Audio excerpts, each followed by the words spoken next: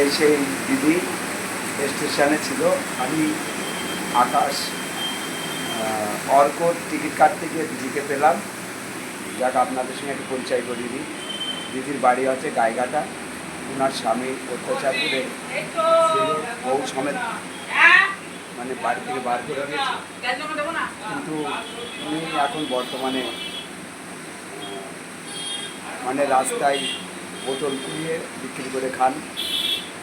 দিদির ছেলের নাম আকাশ মজুমদার, দিদির নাম আপনার মনা, দিদির নাম আছে মনা মজুমদার। ওনাদের বললো পুকুরি কামড়েছে, আমার ছেলেকে একটু ব্যবস্থা করুন।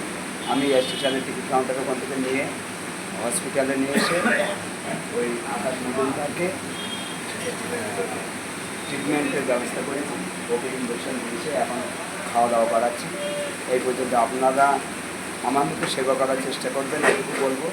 আর আপনাদের আশীর্বাদ করতে থাকে আমি অবশ্যই সবাইকে ধন্যবাদ।